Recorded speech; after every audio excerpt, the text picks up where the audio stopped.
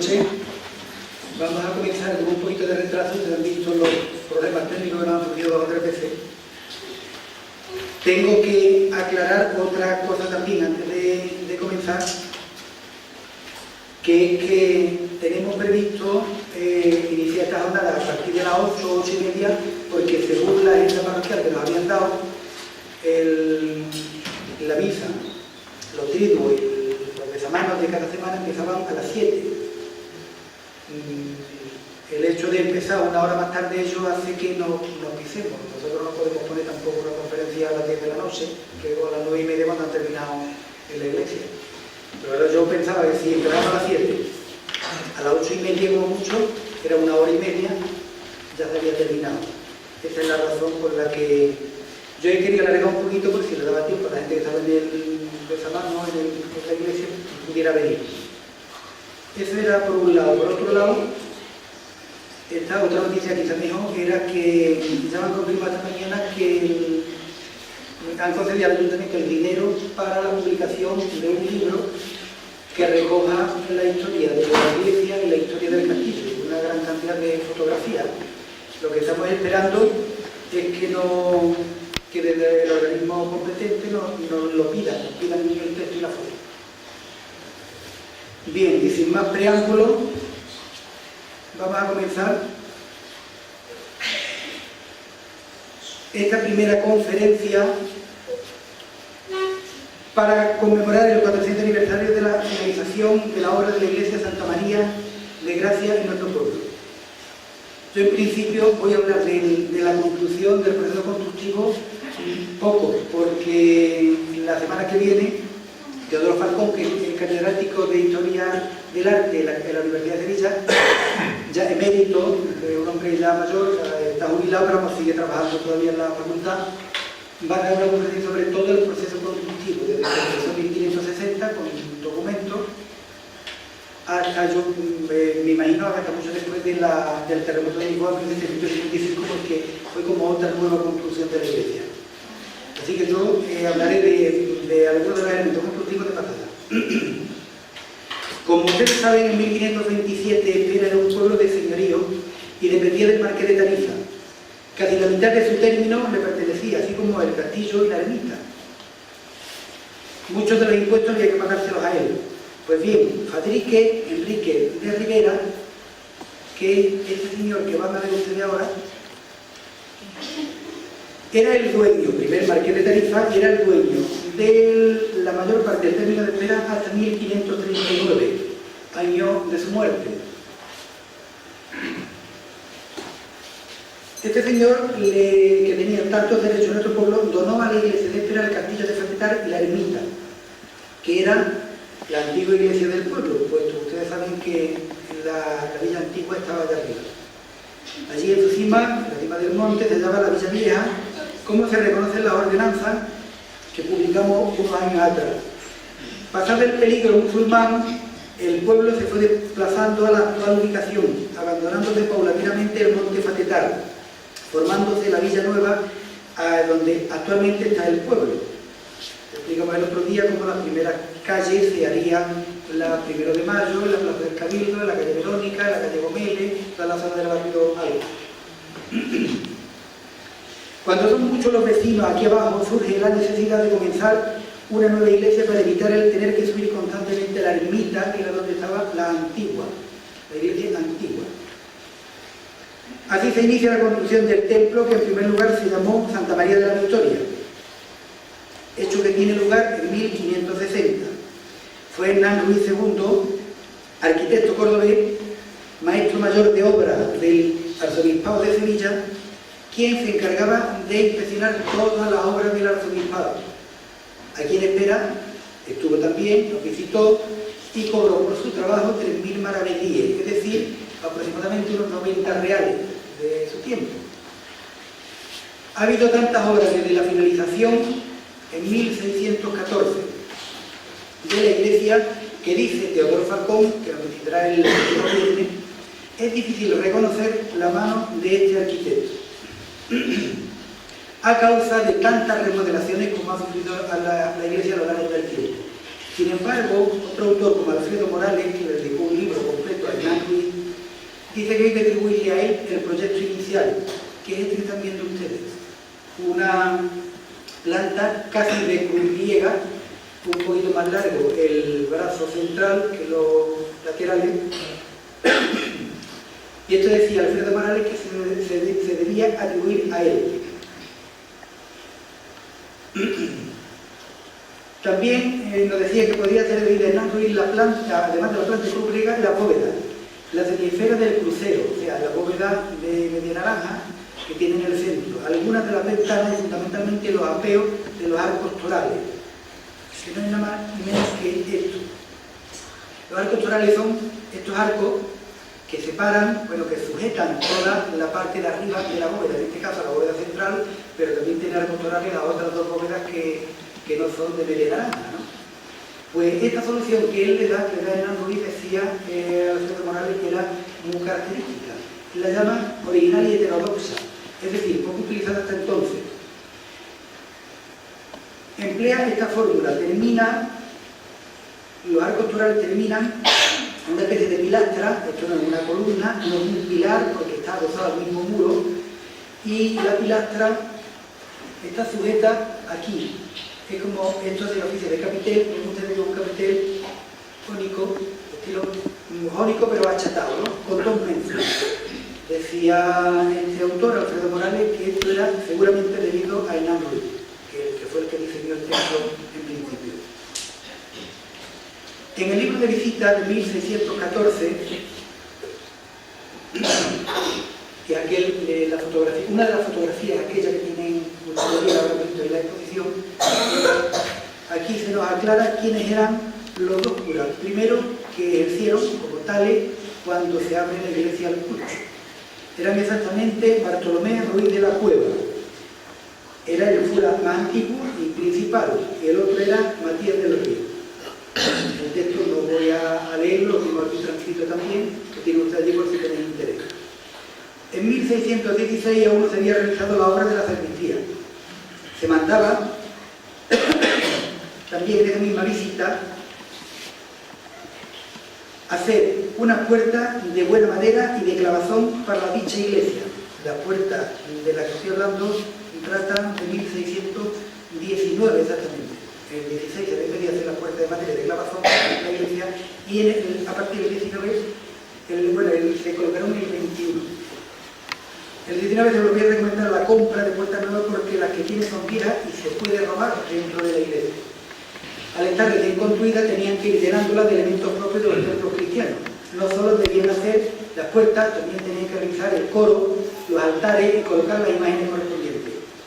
Sería Miguel Cano, padre de Alonso Cano, el que realizó el retablo de la iglesia de Lebrija, que además era compadre de Pablo Legot, el encargado de realizar no solo las puertas, sino también el coro y el refectorio, y una cajonera que debía entablarse por debajo. Es curioso, lo he puesto porque me llamó la atención, con madera de un dedo de grueso. Y leo literalmente, porque los ratones y sabandijas no tengan entrada. Eso lo que decía, el documento lo estaría firmado en Triana por el propio Miguel Cano y el visitador del arzobispado, que era en este caso Alonso Larios Monge. Las puertas debían tener unos 3,34 metros de ancho aproximadamente. El documento dice las varas, no dice los metros. Yo he hecho la traducción a la medida actual. Aunque no se puede determinar la altura por un defecto en el documento original. El documento que lo transcribió sabe exactamente la vara que tenía de ancho, pero no de alto. Dichas puertas debían llevar cerrojo de una vara de largo con el grueso adecuado para que tuviera firmeza. La cerradura debía tener una llave muy buena de cruces o navajas y que esté limado y dando color de fierro con aceite de linaza. Dice textualmente el documento. Continúa dando detalles del contrato, especificando que el maestro que hiciera la obra debía de venir al pueblo y asentar las puertas. La madera original sería de pinot de Flandes y las puertas deberían estar acabadas en junio de 1621. El coro, por su parte, debía tener una anchura de 5 varas. Anteriormente hemos visto la imagen del plano,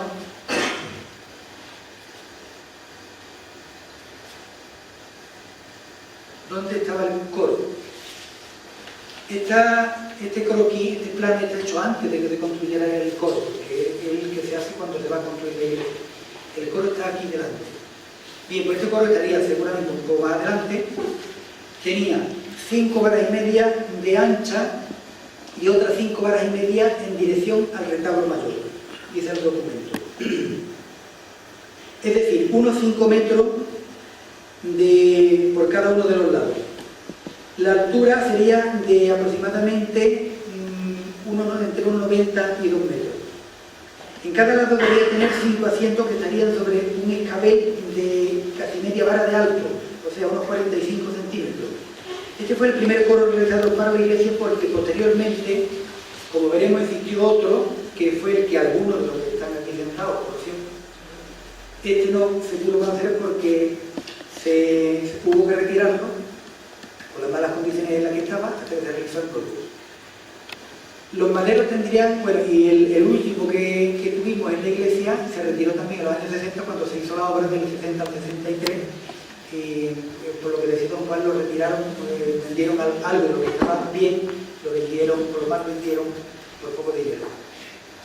Los maderos tendrían el grosor de 5 dedos y la madera sería de pino de Flandes también. Don Juan Cantil maneja en sus datos que el coro tenía 12 asientos. El documento de Miguel Cano habla de un tetero con 5 asientos que da a la puerta y otros 2 teteros laterales que tenían las mismas dimensiones, por lo tanto, donde cabían otros 5. 5 por 3 nos da 15 asientos, lo que debía de tener el primer coro.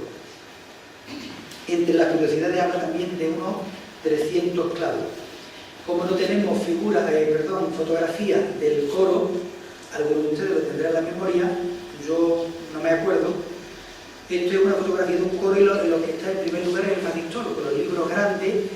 Decía también, cuando si ustedes leen el documento de la construcción del magistolo, explica cómo era, tenía que tener una vara por cada uno de los lados también, en el sitio donde ponían los libros, y además un sitio debajo donde guardarlo.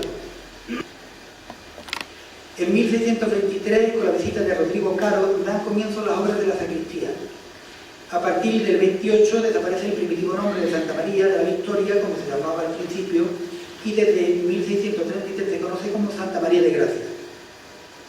El 15 de enero de 1629 se encarga a Pablo Legot, maestro pintor, decorador, que como saben ustedes era de un pueblo de Luxemburgo que se llamaba Marche, la pintura del retablo, que ya era mayor en aquel tiempo, que fue destacado y un destacado retablista en la zona de Sevilla. Este recibió del mayordomo de la iglesia de Espera 2.600 reales para la madera, el ensamblaje y la talla del sagrario, que hizo para el altar mayor de dicha iglesia, y de la hechura y madera y escultura de un San Pedro y un San Pablo. Yo he puesto aquí algunas fotos, tenemos dudas también porque hay documentos que dicen que esto, bueno, el retablo sí, seguro lo hizo Diego López Bueno, pero esta pintura que se atribuye a Diego López Bueno, hay algunos que dicen que lo hizo otro autor cuando vino más tarde, en 1769, a adorar el retablo. Entonces fue el que hizo la pintura. Ya os hablará seguramente también Palomero como en los testeros de los lados, en el lado de la Evangelio de la Epístola, había pintura, no sé si eran murales o más cuadros, que ahora mismo no están.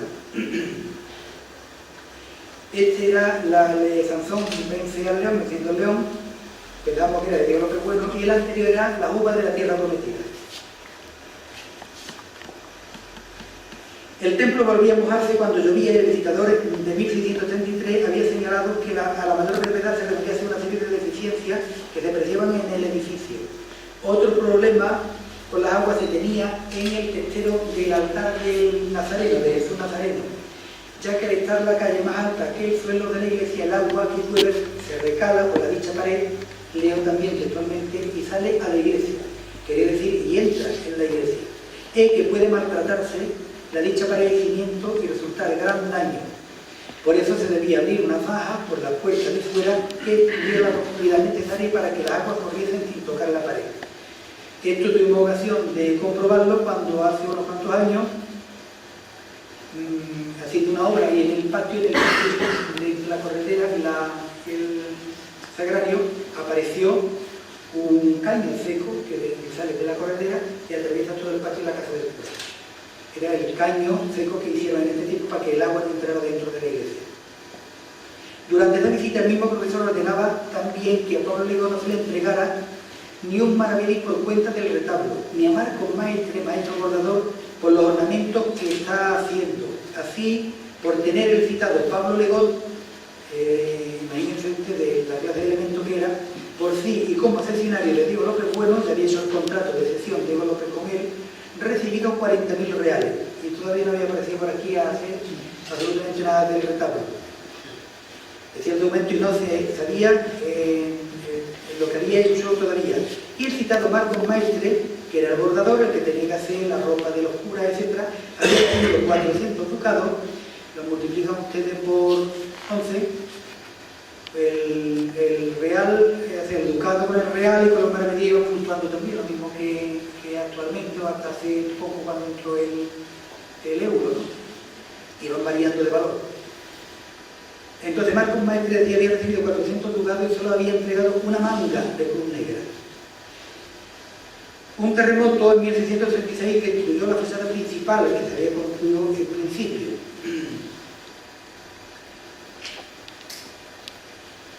Se construyeron entonces una dependencia tras la capilla mayor y la sacristía, la que están viendo ustedes aquí. Este es el croquis, el plano que hizo Cristóbal Ortiz, el tiro de la firma. Entonces se ve perfectamente igual que antes, la cruz griega, detrás, a un lado de la sacristía, los aposentos del cura, el patio y granero y distintas dependencias, ¿no? Aquí ven ustedes cómo ya se ha construido una parte de lo que es la capilla bautismal, que en el plano anterior no existía todavía. Todas estas obras se realizaron bajo la dirección del maestro mayor Cristóbal Ortiz, que realizó el plano de la iglesia, que estamos viendo. Francisco de Vera, que cobró 1.654 reales, fue el maestro, era además que era un aragonés aquí, maestro de obras de aquí de Espera, fue el que ejecutó la obra de la iglesia y la explanada inmediata. En notificación del mayordomo de 1647 se dice: se remató la obra de la muralla y terraplén, fortificación de la dicha iglesia en Francisco de Vera, maestro de albañil. Hay un paréntesis, no he puesto el texto entero, para que diese más capacidad para la mayor fortaleza de dicha iglesia, para que en ella y en sus puertas principales hubiera extensión de plaza llana. Esto era como prácticamente, claro, la foto es de 1900, un poquito antes de 1912, seguramente unas elecciones, porque pienso que el que está aquí, el señor que está aquí era el padre de José María Temán, había venido a unas elecciones en 1911, y entonces la mayor parte del ayuntamiento, muchos de los vecinos, pues, se reúnen con él. Hace distintas fotos aquí, las hace también en el castillo, y fíjense ustedes, el murete, yo creo que ninguno de los aquí sentados conocería cómo era el muro de la plaza de la iglesia, ¿no? Lo que da a la calle de los Toros. En el año 12, ahora leeré una carta un poco más adelante, leeré una carta como el año 12 se cayó. Y entonces la plaza se hizo ya de esta manera. La valla que se hace es una valla de hierro, que es la que conocemos actualmente. Francisco de Vera había paralizado la obra de la muralla debido a una modificación que se había realizado en el proyecto inicial de la misma. En un principio la dimensión de la plaza debía ser de 6 varas separadas de la pared, posteriormente se le reclamó que estuviera a más de 6 varas, lo que suponía un aumento en el trabajo y en el material a emplear. Como he dicho antes, él paralizó las obras, o sea, la primera huelga importante que hubo en la obra de la iglesia. Y el que la hizo fue el contratista de la obra, que era el albañil. Se intentó hacer la explanada de la iglesia más amplia porque se debía comenzar una capilla nueva en la parte derecha del edificio, contigua a la pared del crucero, por lo que era indispensable dar más extensión a la plaza. Vera lo reclamó, estuvo en trato con la iglesia y con el profesor de Sevilla, y este le garantizó ese aumento por parte de la iglesia. No me resisto a dejar de leer parte de una carta que escribió Cristóbal Garrido Vega, familia de algunos que la han visitado. Cristóbal Garrido Vega era el tío de mi abuela, era el padre de Cristóbal Garrido Barrera, estudiante en el seminario de San Telmo, era el cura que fue hermano de Curro Garrido Barrera, el primer alcalde republicano en el año 31. Él estaba estudiando en Sevilla y su padre, que era el secretario del ayuntamiento y vivía donde actualmente vive Rafaela Jiménez, Zulema, cuenta lo siguiente, le dice al hijo en la carta lo siguiente: querido Cristóbal, tengo un suceso desagradable, tengo que darte noticia. A las 6 de la mañana se ha hundido la muralla de la iglesia. Figúrate el susto que sufrimos, pues fue un golpe tan tremendo que a todos nos despertó y nos lanzó de la cama. Yo al pronto me creí que parte de la casa o una de las inmediatas se había desplomado. Presentaba la calle un cuadro horroroso. Yo abrí la puerta de casa y como aún no se veía claro, me dio miedo y cerré, pues me parecía que hasta la iglesia se venía sobre nosotros.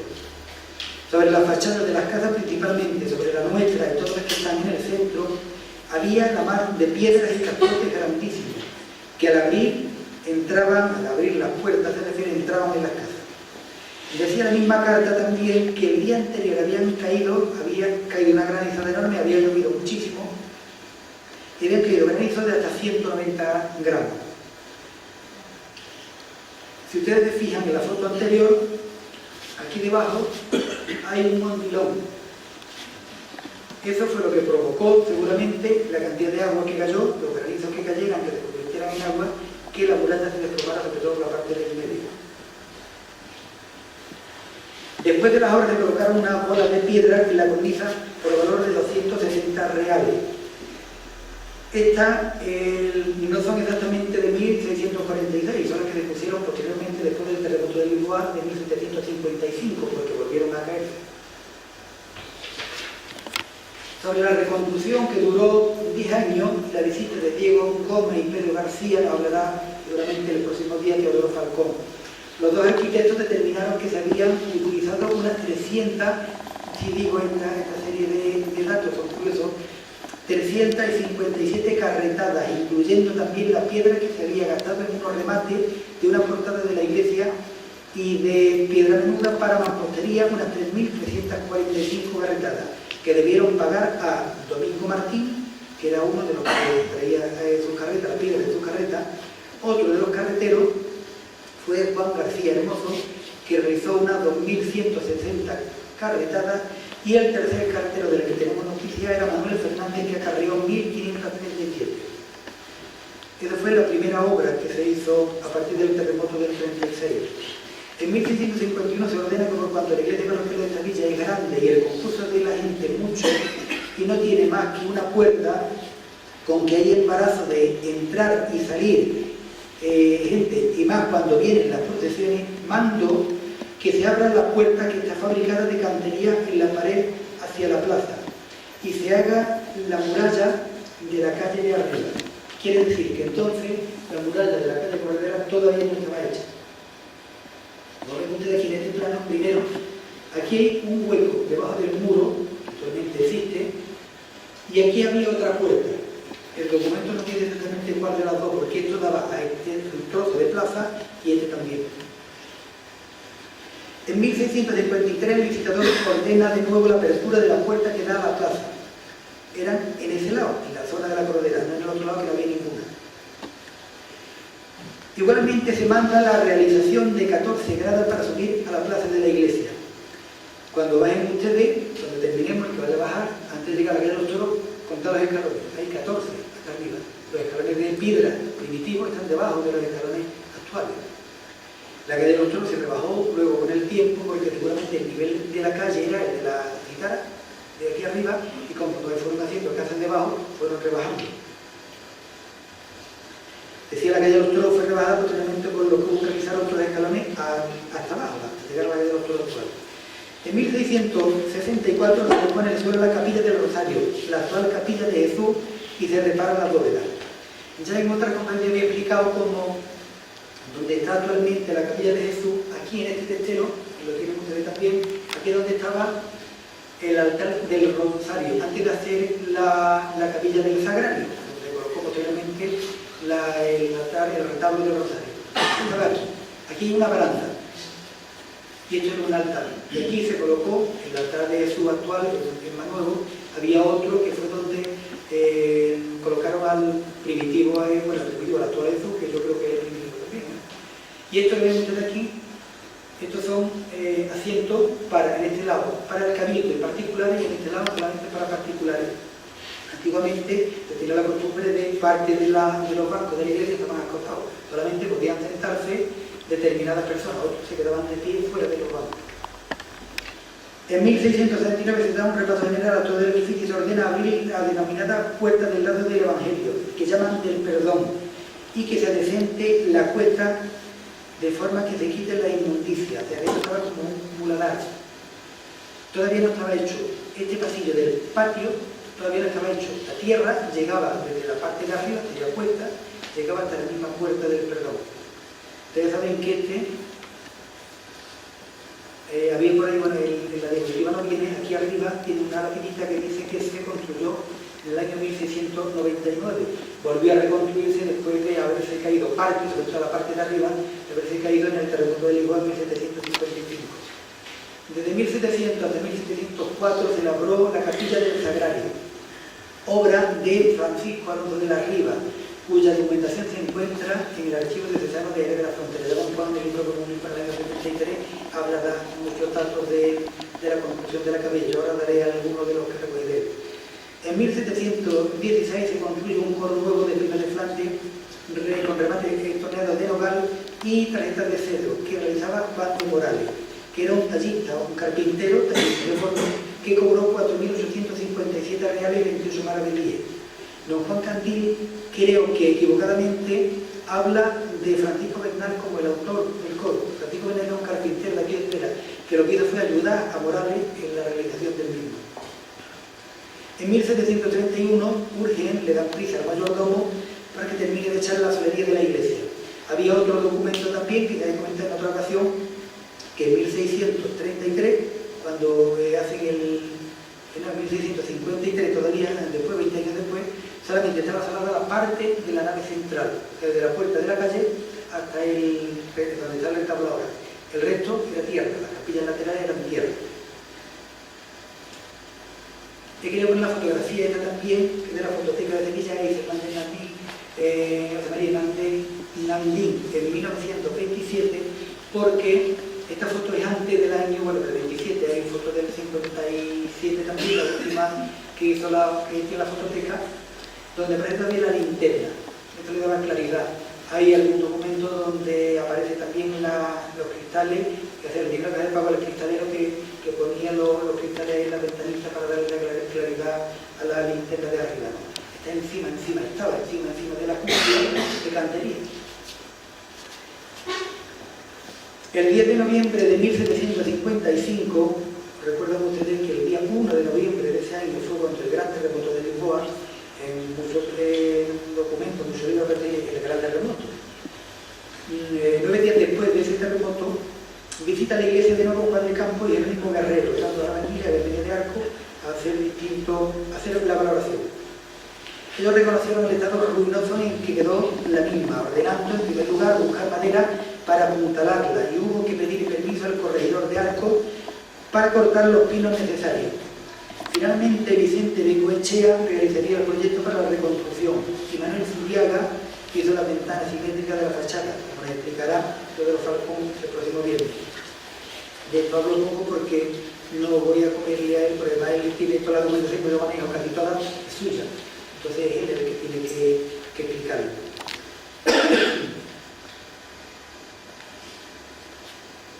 El órgano actual es el segundo que se colocó en la iglesia.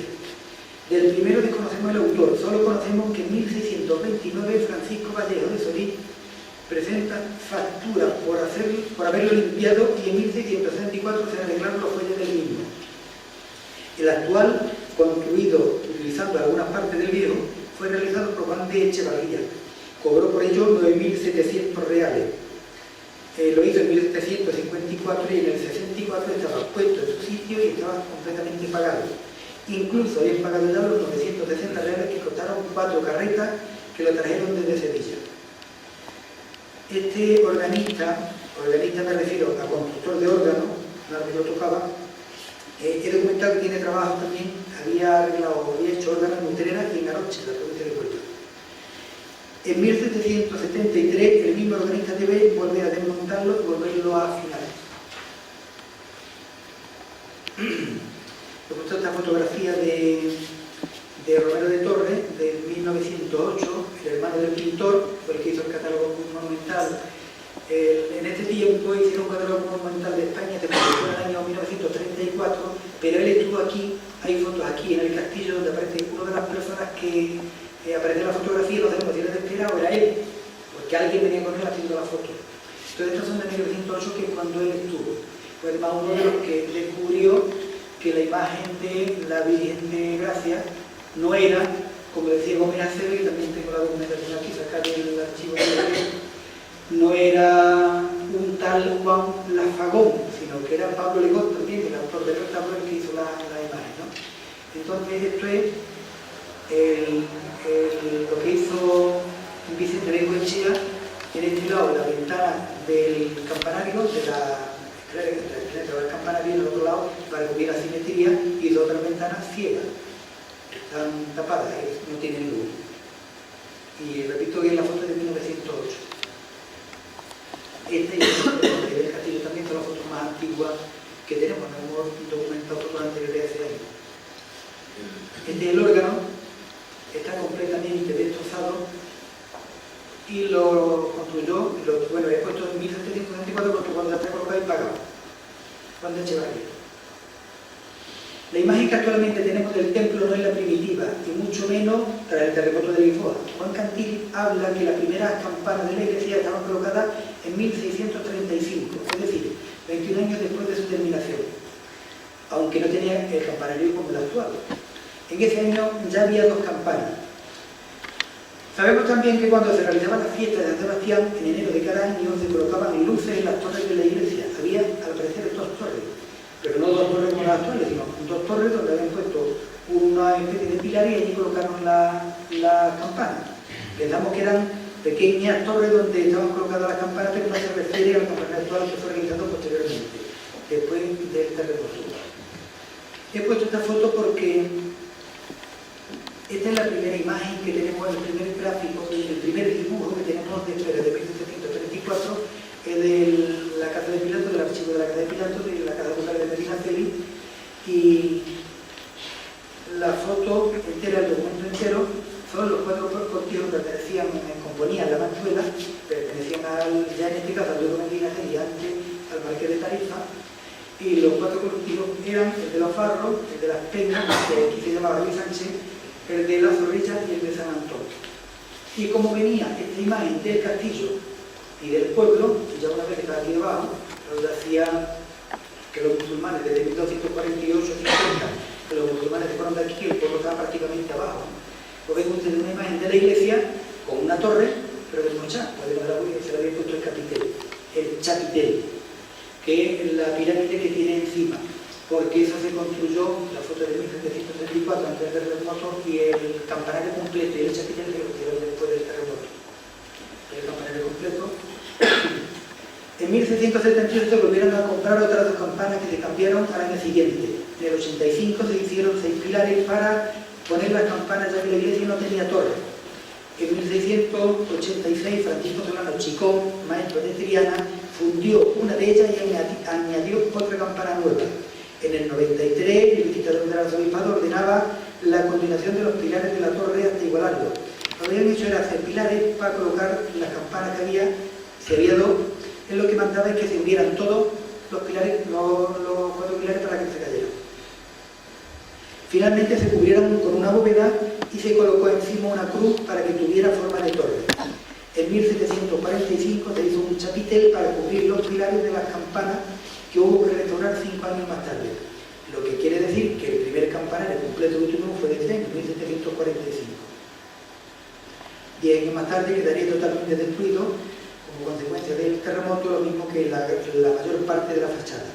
La torre, tal como hoy la conocemos, la edificada después del terremoto, según el diseño que hizo Vicente Bengoechea. No había dicho antes, Vicente Bengoechea, ustedes lo conocerán, era el arquitecto que diseñó la fábrica de tabaco de Sevilla, actualmente universidad. Pero él no era el arquitecto del arzobispado, pero era era un arquitecto de mucho prestigio, era muy ignorado. La torre tiene forma cuadrada, por encima se le construyó un banco chavado, esto tiene 8 partes, 8 lados, del que parte todo el chapitel piramidal con la misma forma y con azulejos blancos y azules. Pedro de Silva, que era el arquitecto de la arzobispado, impresionaba la obra cada X tiempo, cada cierto tiempo. Pedro de Silva venía por aquí y veía cómo iban las obras, siguiendo las órdenes que había dado Vicente Vecchio Echenique. Según los libros de visita, volvemos atrás porque hablamos de la sacristía, de 1716, ese año se ordenaba desde la arzobispado la construcción de la sacristía, como decimos anteriormente. Pensamos que la obra debió ser una continuación de la propia iglesia, porque era, una vez terminada, continuar haciendo la parte de la sacristía. En el 19 había noticias de que aún no se habían comenzado. Rodrigo Caro, como dije anteriormente también, la visitó en 1723, y en el 25 se da cuenta que la obra está totalmente hecha. En el 74 se ordenaba en una de las visitas que se colocara un Cristo crucificado, y años antes Pedro Nieto, el escultor imaginero de Sevilla, había realizado un Cristo crucificado para Francisco Montalbán, y no sabemos exactamente si era para la sacristía o era para alguna de las hermandades, porque el documento no lo dice. Decían también los documentos que se construyera, el documento del visitador, que se construyera un archivo seguro para guardar los libros y documentos de la parroquia. En 1699 se alarga la sacristía aprovechando parte de la dependencia de la Casa de los Curas. Tras el terremoto, segundo el del 55, hubo que cambiar el arca que contenía el dinero de la fábrica se refiere a la iglesia, hasta la casa de Francisco Rivera Valverde, porque contenía 1000 reales de vellón en monedas de oro y de plata, y la iglesia al parecer tenía poca seguridad. Entonces, por más, le llevó uno de los particulares que lo llevó a Andalucía, y de acuerdo. La sacristía se reconstruyó también durante la obra que guió Bengoechea y luego, pero seguía Pedro de Silva, arquitecto del arzobispado, que era el que la seguía toda. Es curioso el dato que nos deja uno de los libros que se refiere a los olores que llegan hasta dentro de la iglesia, procedentes de los lugares comunes. Eran los retretes de la casa de los curas, y mandaba el visitador que, como, y le abro comillas, causan, además de indecencia, fastidio intolerable y servicio de sacristía cortísima, acera pequeña, se haga un cuarto de posacristía que se pusiera delante para que los olores no llegaran dentro de la iglesia, y menos cuando había misa. La cajonería actual es obra de Francisco de Acosta, que están viendo ustedes, el mozo. El padre también había estado aquí visitando el templo en diciembre de 1783. Su padre nos había visitado y reconocía la obra del guardabosques del Evangelio que había realizado ese año Dionisio Gutiérrez, el mismo año 1783. Juan Salone, que era un carpintero de Quirespera, aparece en uno de los documentos de la iglesia, reconoció la cajonera y el lugar de su colocación.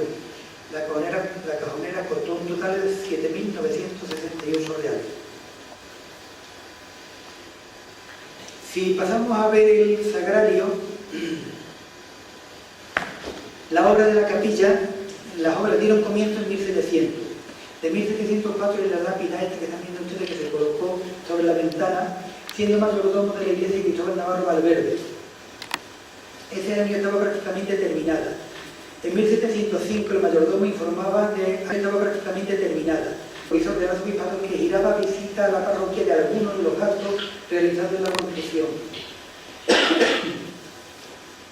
Doy algunos, por ejemplo, 95 reales en palo y madera cortada de los pilares de arco. Sabemos que trabajaron un maestro, dos oficiales y 8 peones, que tardaron 15 días en abrir los cimientos. Hubo que derribar parte de la casa del cura, que estaba por detrás. 3 días tardó Simón Álvarez en derribar esos trozos de la casa del cura. 3 hombres estuvieron 43 días cargando canto desde la cantera del pueblo. Juan Cantilla en su libro nos da muchísimos detalles de la obra. A este Simón Álvarez decía, le pagaron 75 reales por derribar la parte de esa casa del cura que decíamos antes. A Pascual González, 4 días en acertar y preparar la bóveda, 145 por el desmonte, el real cobró por el desmonte del arco de la capilla. Y otros 40 reales de pagar a 4 hombres que estuvieron preparando el carril y los cargaderos de la cantera. O sea, había un sitio por donde tenían que ir pasando los carros y tenían que arreglarlos o allá arriba o en la otra cantera, porque nadie lo especifica. Don Juan, en el libro que publicó en el año 73, da muchísimos datos, lo voy a saltar. Y antes ven ustedes en la fotografía como es la única cúpula completa que nos queda original. Las otras están todas, bueno, la de media naranja central, la bóveda principal, en nueva de falta, y las otras están modificadas porque hubo que, después del terremoto del 55, hubo que restaurarlas. Las otras dos, las que están a la altura del retablo y las que están en la entrada de la iglesia. Antes de la conclusión de la capilla, hacía sus veces la capilla de Jesús Nazareno, donde la Hermandad del Rosario tenía sus pertenencias. Una vez concluida la capilla, se realizaría el retablo y se colocaría la Virgen del Rosario. A Lorenzo de la Iglesia, maestro cantera de Sevilla, se le entregaron 200 reales por venir al pueblo a reconocer la obra recién terminada. Otros 200 le pagaron a Rodrigo del Pozo, que valoró la obra en 24.000 reales. Estamos hablando de la obra completa del Sagrario. Finalmente, el arquitecto Francisco González Arriba confesaba haber recibido hasta ese momento 17.000 y que se le debían otros 7.000. Al parecer hubo diferencia entre él y el mayordomo de la iglesia. El mayordomo normalmente en la iglesia era el cura de más antigüedad. Y se acordó que se le pagaran en total 25.500, ya que también había realizado la cornisa de fuera. El 24 de septiembre la obra estaba concluida y se empedró para proteger el cimiento. Toda la parte de arriba del patio del pasillo y por la puerta del perdón se empedró para que no entrara agua dentro. Tras el terremoto de Iguá hubo que reparar de nuevo los daños que habían causado la misma capilla, lo mismo que en el resto de la iglesia. En este tiempo hizo la vez, ya en otra ocasión, tuve la oportunidad de decirlo, hizo el sagrario, como hubo que cerrarlo, tuvieron que llevarse la Sagrada Forma, lo llevaron en principio de arriba al castillo.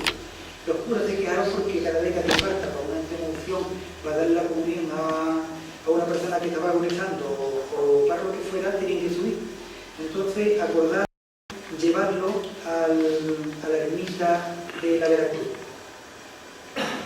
En 1755 se lució toda la capilla, se puso solería nueva y se cerró la puerta falsa que daba al patio, donde se puso una reja nueva por la que se pagaron 49 reales del herrero Manuel Rojano, solamente por colocarla. En 1798 he colocado el viejo retablo porque el retablo del Sagrario solamente tenía 50 años, cuando se coloca otra vez de nuevo. La capilla sirvió para acoger la hermandad del Santísimo Sacramento y la del Rosario. Este es el retablo. Según los datos de esta cofradía, una de las que compartía la capilla en 1749, que fue cuando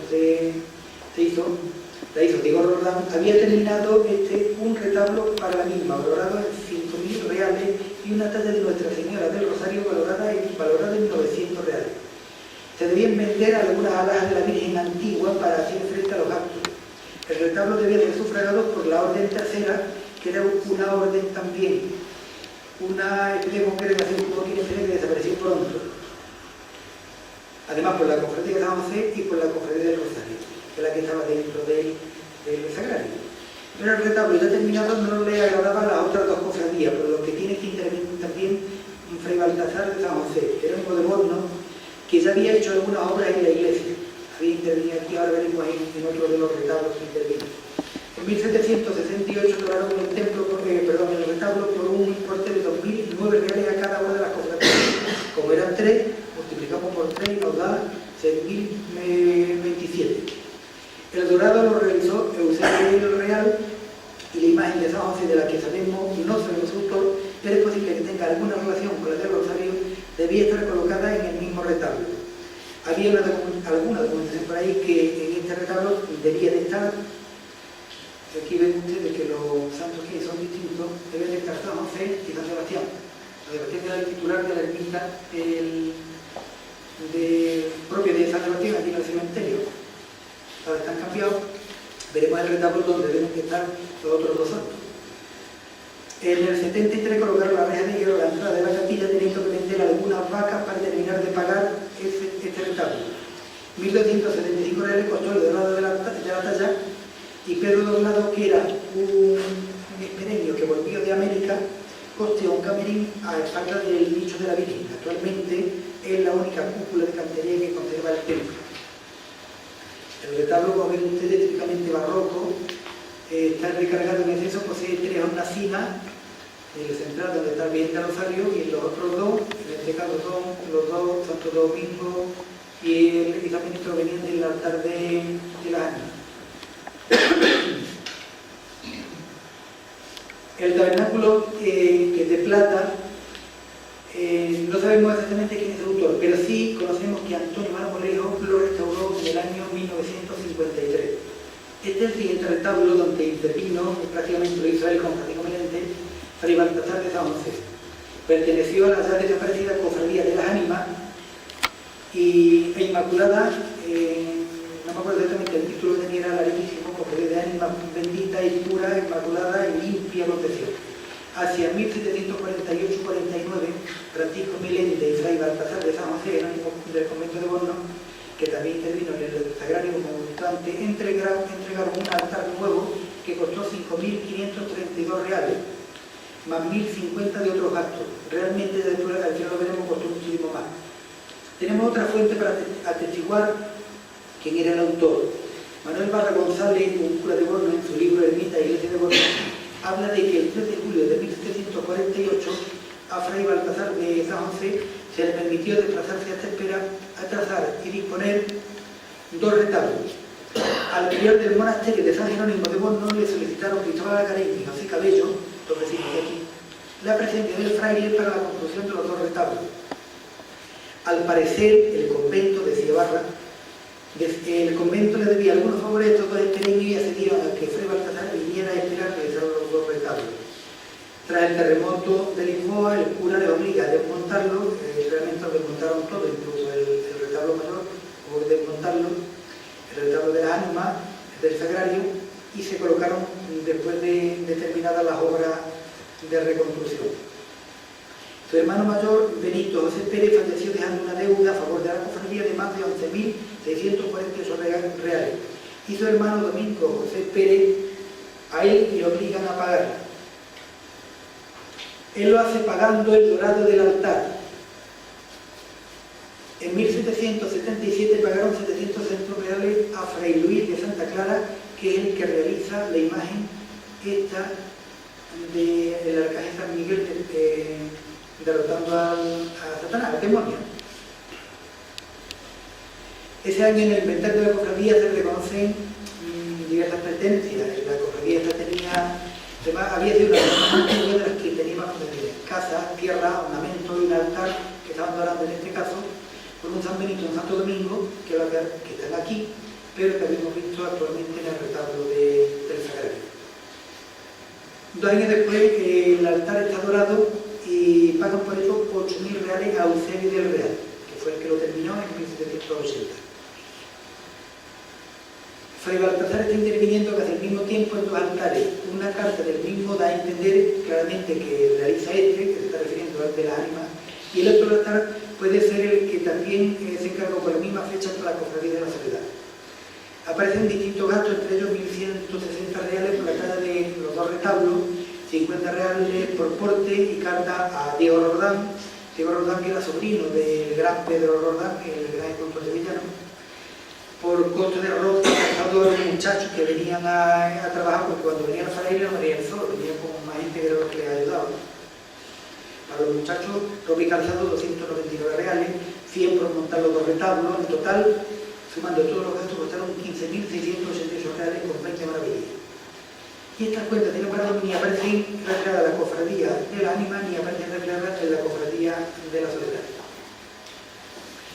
En cuanto a la imaginería, dentro de la estructura de las imágenes que tenemos dentro, podemos decir lo siguiente: aunque el resto de altares actuales de la iglesia no guarda mucho valor histórico ni artístico, es digna de referir la importancia, no solo de varias de las imágenes, algunas de las cuales aún desfilan en Semana Santa, incluso algunas de las desaparecidas. Así ocurre con un Cristo resucitado por la Hermandad de la Soledad, que documentó José Hernández Díaz en 1928. La hermandad, que había sido fundada en la ermita del Castillo antes de la mitad del siglo XVI, cuando aún no estaba construida la iglesia, había encargado a Pedro Criado, que era uno de los componentes de la hermandad, había encargado a Amaro Vázquez un Cristo resucitado. Realmente, en principio, lo encargaron a Antonio Maldonado. Este otro imaginero de Sevilla no lo realizó, le pasó, se lo cedió el encargo a Amaro Vázquez. El documento de este Cristo resucitado para la Hermandad de la Soledad dice así: 29 de abril. Sepan cuanto esta carta vienen como yo, Amaro Vázquez, maestro pintor de imaginería, vecino de esta ciudad de Sevilla, en la acusación de la Magdalena. Digo que por cuanto Antonio Maldonado, maestro, escultor, vecino de esta ciudad de Sevilla, en la dicha acusación, se obligó de hacer una hechura de un Cristo resucitado, en la forma que según como se declara en la escritura que el susodicho otorgó en favor de Pedro Criado, mayordomo de la cofradía de Nuestra Señora de la Soledad de la Villa de Espera. Como parece en la escritura que pasó ante el presente escribano público el 11 de abril de este año de 1624. Por tanto, por esta presente carta, habiendo oído y entendido la dicha escritura y oído la de verbo por mi persona, y viene, me obligo a hacer y que haré la obra contenida en la dicha escritura, la misma conformidad y el plazo, y por la cantidad que se declara la dicha escritura sin faltar en cosa alguna, porque a lo mismo que ella se declara, me obligo por mi persona y viene. Esto es el lenguaje de 1624. Lo que quiere decir es que todo lo que Antonio Maldonado se había comprometido, había firmado, él lo asumía y por el mismo dinero realizaba la imagen. Sabemos que hasta los años 60 la flamenquista era el protagonista del pregón de las 7 palabras, que tenía los brazos articulados y para ofrecer la bendición. No sabemos si podía tratarse del mismo o no. Se sabe que en 1693 Alonso Morales le hizo un sepulcro, hoy desaparecido, el actual más nuevo, y que en 1745 Diego Roldán realizó un retablo para esta cofradía. Del Diego Roldán, conjuntamente con Fray Baltasar de San José, como veíamos, el fraile de Burgos. Otra de las imágenes también documentada es la del Nazareno, de unos años después.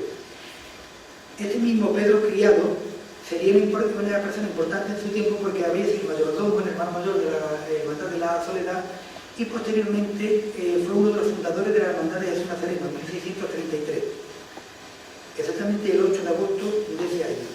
En el archivo diocesano de Jerez, procedente del archivo parroquial de aquí de Espera, se hallan las reglas de esta hermandad de ese año, inserta en un expediente gubernativo para la aprobación de la ordenanza de la misma que se hizo en 1804. Entre sus fundadores estaban Pedro Criado, junto con Juan de Morales Salazar, el cura más antiguo de la parroquia, cuando Pablo Legón terminó el retablo y realizó la imagen de la Virgen. Pues bien, Criado concertó con Pedro Nieto la imagen de la Soledad, con Pedro Nieto, la realización de una imagen de un Cristo Nazareno. Dice el documento, lo tengo aquí completo, de bulto, con 2 cruces, una para el altar y otra para las procesiones, la de las procesiones huecas. Debía estar pintado y encarnado, es decir, labrado el rostro, pecho, brazos, manos, pies y piernas hasta las rodillas. Era exactamente como estaba este Nazareno hasta que no recuerdo qué año se hizo la restauración. Era exactamente así. No hay ninguna otra documentación del Nazareno en los libros de la hermandad en la que hable de que hay otro nuevo. Por lo tanto, yo pienso que se cumple, incluso la estatura que tiene en la misma que el documento, se cumple una serie de condiciones para pensar que Jesús es de 1633, no es posterior. El autor, bien, decía también, su altura sería de 2 varas de alto, aproximadamente 1,67 y la plana. El autor debía entregar la imagen a fines de octubre del 33, de 1633. Su valor total ascendió a 400 reales, de los que confesaba que ya le habían entregado 100 por adelantado. Era lógico de cada uno de los contratos que siempre se le daba al escultor, al que hacía el retablo, que se le daba una cantidad por adelantado porque tenía que pagar madera, tenía que pagar distintos materiales. Todas las características de la imagen coinciden con el Nazareno actual, pero además no hemos encontrado, como decía, ningún documento, ni en los libros de Cabildo, ni en los de cuentas de la hermandad, en que se haga referencia a otra imagen distinta. Don Juan afirmaba que la imagen del Nazareno había sido colocada en su altar en 1782, pero lo cierto es que tras el terremoto de Lisboa hubo que desmontar todos los altares de la iglesia y una vez terminada la obra, volver a colocarlo. Así ocurrió con el retablo de Legó, hemos visto también con el del Sagrario, con el de las ánimas, y creemos claramente que la imagen actual es la de 1633, realizada por Pedro Nieto, por lo que sería incluso anterior a la propia imagen de la Virgen de Gracia, que data de 1651. Otra noticia que tenemos de otra imagen del mismo autor, de Pedro Nieto, es la que realizó para Francisco Hernández, vecino de Espera. Era un crucificado. No tenemos ni idea, era también de 1,66 aproximadamente, de alto, el precio de 50 ducados, de unos 550 reales, de los cuales ya había recibido 100 también, y no tenemos más noticias, no sabemos si era un Cristo para la iglesia o para una de las hermandades. De las otras imágenes que desfilan, podemos decir que el Cristo de la Expiración fue colocado en su altar el 15 de agosto de 1991 y que anteriormente existió otro al que llamaban Cristo de la Sangre. Este pertenece a la llamada hasta el siglo XIX del pecado mortal. Es la hermandad o cofradía que desfilaba cuando el célebre suceso de los bueyes que se espantaron en la calle Gómez, pero que no dio lugar al célebre también dicho de acabar como el Rosario de la Aurora o Rosario de Espera, como yo creo que ya demostramos en la última revista del Cristo, ya que este suceso tuvo lugar el Viernes Santo de 1845, cuando unos días después murió el cura, uno de los curas de la iglesia, aparece que iba desfilando con la procesión, el buey se espantó, se lo llevó por delante y murió a los 12 días. Esto ocurrió en 1845. Sin embargo, en un periódico de Sevilla, el corrector del disparate, lo tienen ustedes incluso en internet y lo quieren buscar, ya se habla del Rosario de Espera. Por lo tanto, si habla del Rosario de Espera en 1820, difícilmente podía surgir el dicho del Rosario en 1845. Había surgido ya como mínimo 25 años antes, y seguramente más. Yo incluso me atrevería a decir que la bronca, la pelea que tuvieron la Hermandad de las Ánimas con la Hermandad de la Veracruz, que ya había contado parte en su libro también, es el origen de ese dicho. Hubo una bronca, una pelea entre las dos hermandades, seguramente cuando una de ellas iba desfilando, y es casi seguro que ocurrió en ese tiempo. Pero esto ocurrió a finales del siglo XVIII, en 1949-50, o sea, muchos años antes.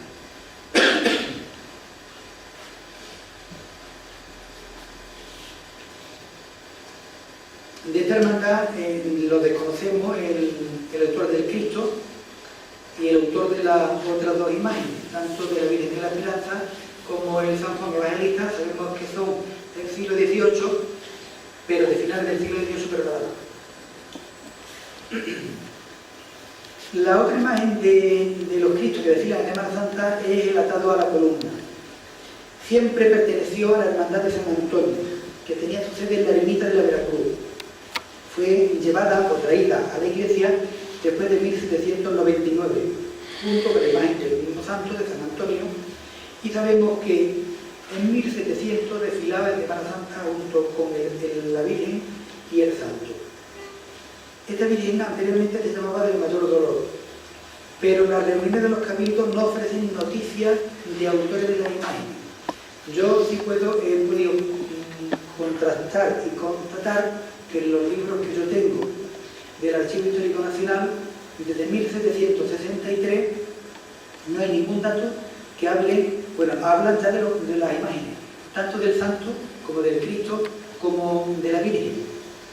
Pero no dice ni nada de autor, ni el dinero que costó, ni nada, lo que quiere decir que son anteriores a ese año, porque no hay ningún documento, ningún documento posterior que diga que cada año se hizo una de las imágenes. En 1788 aparecen los desfiles procesionales San Antonio, el Cristo atado a la columna y la Virgen de medio talle. Era una cosa curiosa. No sé, después le harían algún tipo de restauración o lo que fuera.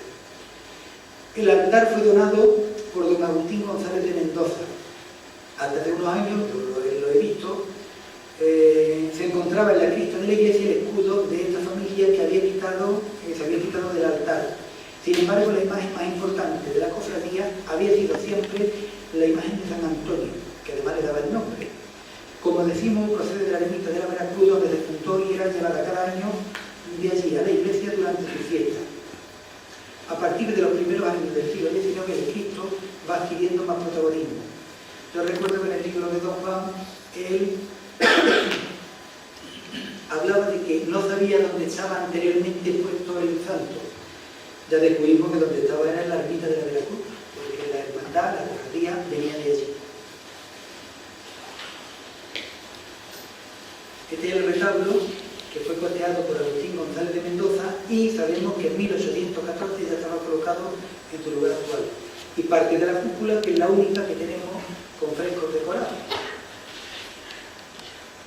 Si pasamos a hablar de la pila bautismal, creemos que la primera que tuvo la iglesia fue, claro, esto es un trozo de la primera pila bautismal. Se trata de los restos de una pila de cerámica vidriada de los siglos XV y XVI.